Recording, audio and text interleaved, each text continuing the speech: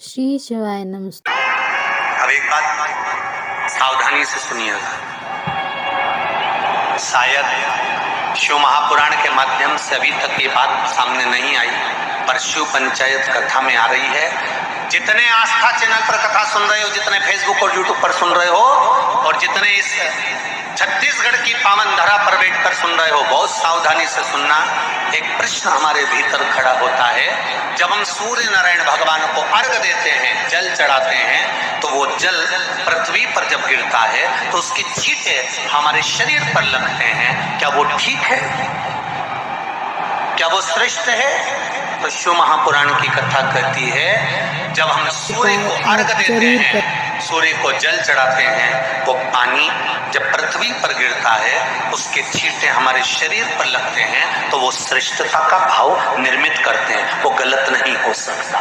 कारण अब वो भी समझ लीजिए।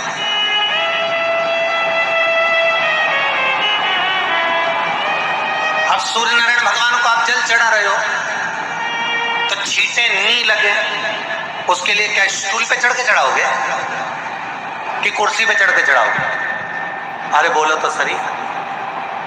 अब कई लोगों के दिमाग में यह बात भरा गई कि हम भगवान को जल चढ़ाते हैं, वो हमारे शरीर में छींटे लगते हैं, जमीन पे से पानी गिरता है, वो हमारे शरीर को छींटे लगते हैं, भगवान को अच्छा नहीं लगता होगा।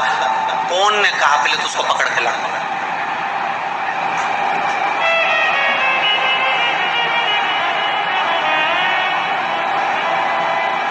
क्योंकि मेरे राम जी महाराज, मेरे भगवान कृष्ण, बड़े बड़े संत, साधु, सन्यासी, तपस्वी, साधक, उपासक जितने भी हुए, जिन्होंने सूर्य की आराधना करी, इन्होंने टेबल पे चढ़कर या कुर्सी पे चढ़कर जल नहीं चढ़ाया। इन्होंने पृथ्वी पर खड़े होकर ही, क्योंकि पृथ्वी तत्व के देव है शिव। जब हम मृत्यु लोक पर खड़े होकर, पृथ्वी पर खड़े होकर भगवान शंकर भाग पृथ्वी तत्व को धारण कर कर जल को हाथ में लेकर जब समर्पित करते हैं, और जो जल नीचे गिरता है वो शरीर पर अगर लगता है तो हमको उसका आशीर्वाद ही प्राप्त होता है, दोष नहीं लगता। पर लोगों ने इसको विपरीत कर दिया। कि कौन ने विपरीत करा? कई लोगों ने इसको विपरीत कर दिया। कौन ने विपरीत करा? तो जो दूसरे धर्म के लोग होते हैं, जिनको हिंदू धर्म से नफरत होती है, और जो हिंदू धर्म की पूजन, सेवा, अर्चना को समाप्त करना चाहते हैं, वो धीरे धीरे धीरे धीरे कहने लगे कि सूर्य को जल चढ़ाओगे तो शरीर में लगेगा, शरीर में लगेगा तो दोष लगेगा। इसको कह कहकर घर घर में सूर्य को जल चढ़ाना लोगों ने बंद कर दिया कि आप जल चढ़ाएंगे तो दोष लगेगा, शरीर पे छींटा लगेगा, शरीर को ऐसा लगेगा। ये दोष नहीं है।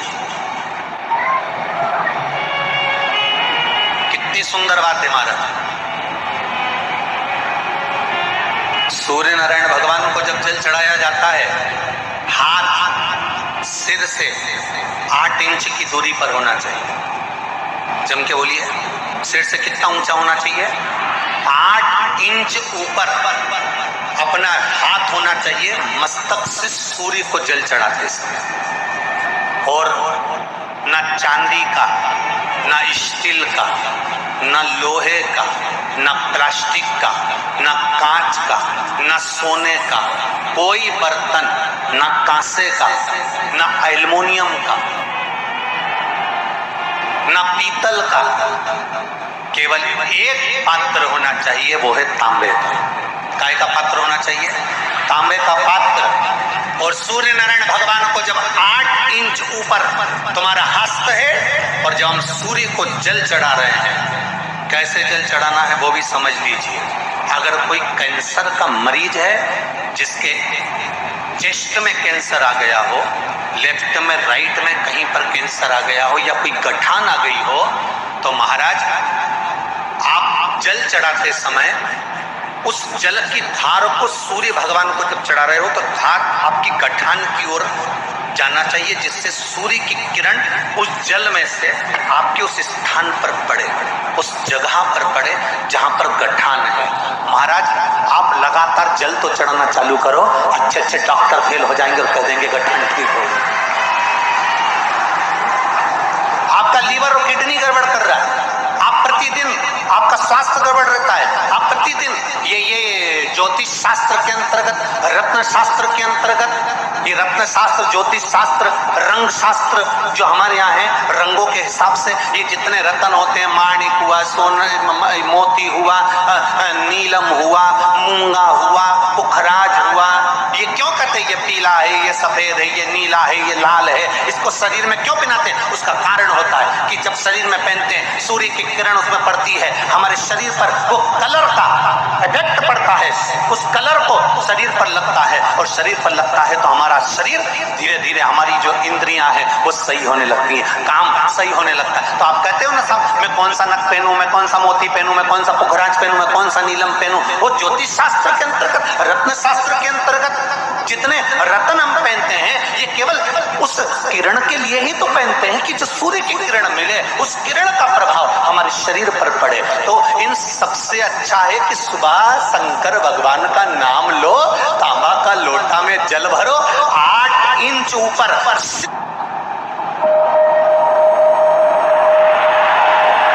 It all started from here.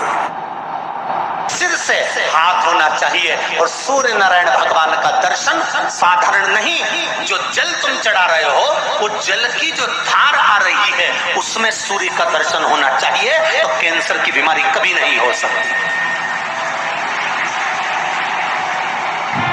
Liver, kidney, heart, आपके हार्ट में अगर तकलीफ है, डॉक्टर ने कह दिया कि इसमें नस चौक है, आपको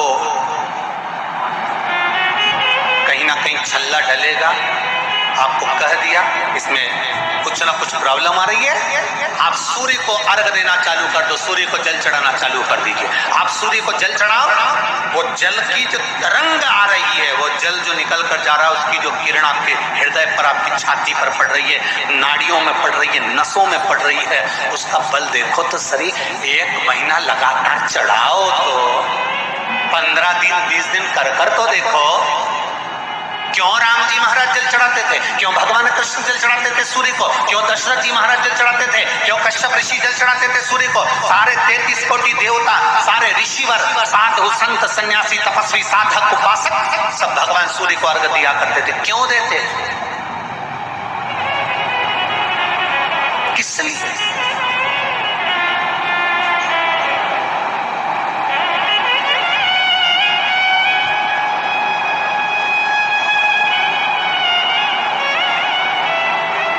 सूर्य नारायण भगवान को जल चढ़ाते समय आपके पंजों की एड़ी ऊंची नहीं होना चाहिए, ध्यान दीजिएगा।